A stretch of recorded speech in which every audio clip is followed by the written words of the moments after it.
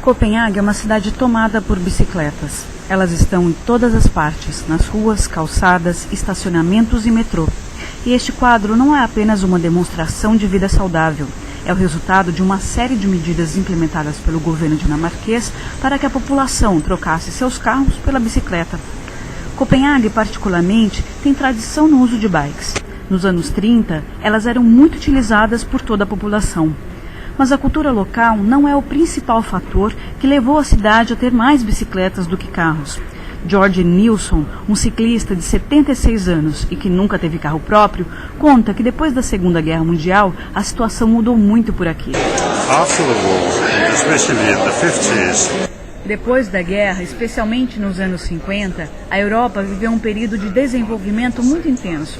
As pessoas, pela primeira vez na história da Dinamarca, tinham dinheiro para comprar carros e construir suas casas. Muitas casas foram construídas fora da cidade, então dirigir se tornou muito popular. Mas depois de 1973, quando o fornecimento de petróleo ficou comprometido, se locomover de bicicleta voltou à moda de novo. Era mais fácil ser um ciclista do que manter um carro. Claro que depois disso o número de carros continuou a crescer, mas também o número de ciclistas. Para transformar as bicicletas em um meio popular de transporte, a cidade investiu pesado em ações fundamentais, como criação de uma malha consistente e conectada de ciclovias, estacionamento gratuito para bicicletas, separação física de carros, bikes e pedestres, integração com outros meios de transportes e outras facilidades. É claro que certas medidas, a princípio, não foram bem aceitas pela população, mas o governo soube como contornar o problema, como conta Jeff Risson, engenheiro responsável por algumas das mudanças implementadas. Claro que tem havido resistência quando a gente mexe na cidade para tirar áreas de estacionamento e construir faixas de pedestres e de bicicletas. Definitivamente encontramos resistências a essas mudanças. Mas com o tempo, mais pessoas usam a bicicleta e a população, o comércio, percebe a mudança e acaba mudando também sua percepção, conta um engenheiro. As medidas deram tão certo que em 2002, pela primeira vez, o número de bicicletas suplantou o de carros. Atualmente, são cerca de 50 mil bikes contra 40 mil veículos.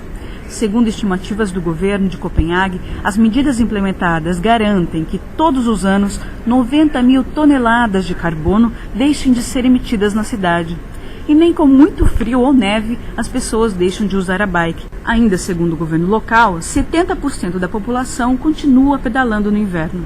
Mas é claro que para algumas situações, como viagens ou quando uma grande quantidade de materiais precisa ser transportada, o carro é necessário. Para isso, basta alugar um, conta o ciclista Torben Clausen. Se você precisa de um carro, é possível ir de bicicleta até o lugar onde se pode alugar um. Assim, eu pago somente pelo tempo que usei o veículo e pelos quilômetros que rodei.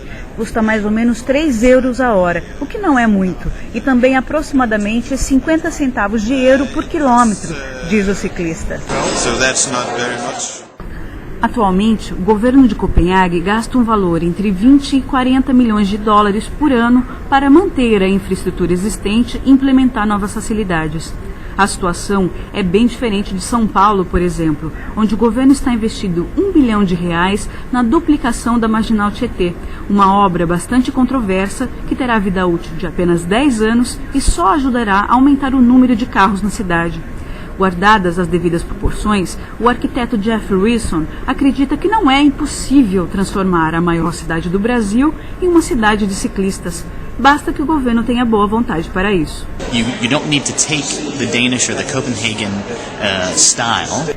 Não é necessário implementar o estilo dinamarquês ou de Copenhague exatamente. As cidades brasileiras precisam de um projeto contextualizado que leve em conta a cultura local, a infraestrutura das cidades e o jeito que a sociedade brasileira funciona. Vocês podem usar alguns desses princípios, principalmente conectividade, continuidade e conforto. Cada mudança e aperfeiçoamento em relação a esses princípios que forem implementadas em São Paulo ou Rio de Janeiro, por exemplo, vai criando um estilo de ciclista genuinamente brasileiro.